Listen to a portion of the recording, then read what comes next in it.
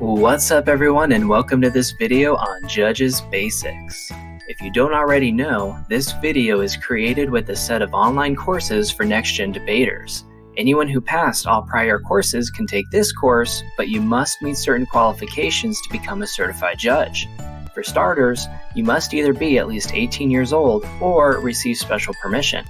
At the end of this course, you will be required to watch a pre-recorded debate and submit a digital judge's ballot. The head judge will review your ballot and ultimately award you with your judge's certification certificate. Keep in mind, schools are required to bring certified judges who are ready to judge independently. Tournaments must have enough judges so all debaters can participate.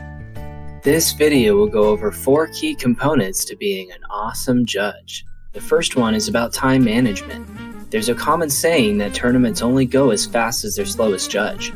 That's because the tournament director can't start the next round until all ballots are submitted. Therefore, judges must manage their time well so everyone in attendance isn't stuck there all day.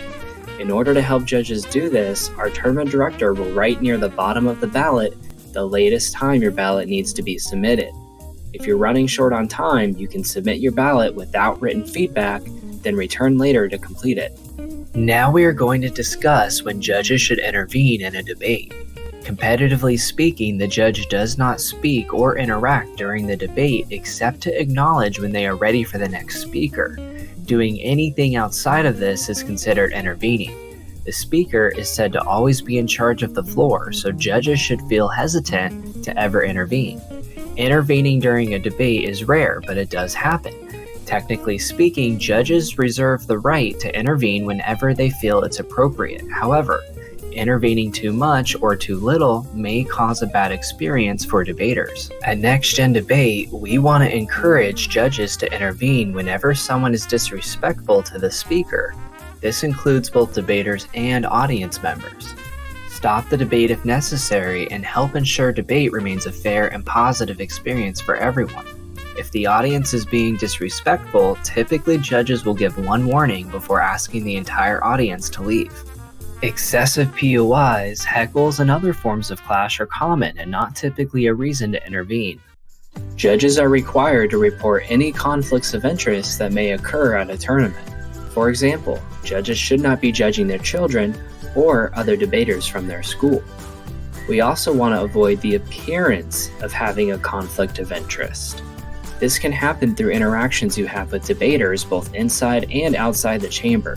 So it's important to be mindful of this constantly. For example, you must avoid questions about the debater's ethnical, financial, or religious backgrounds.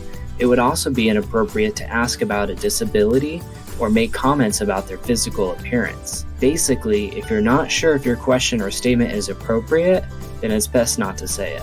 Last, but possibly the most important, is that judges must act professional. You are not just volunteering for your school, but you are now representing NextGen Debate.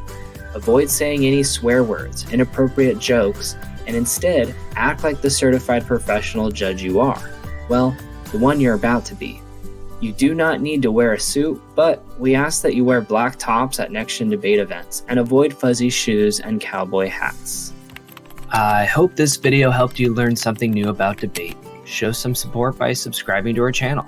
That's all for now. Thanks for watching and happy debating.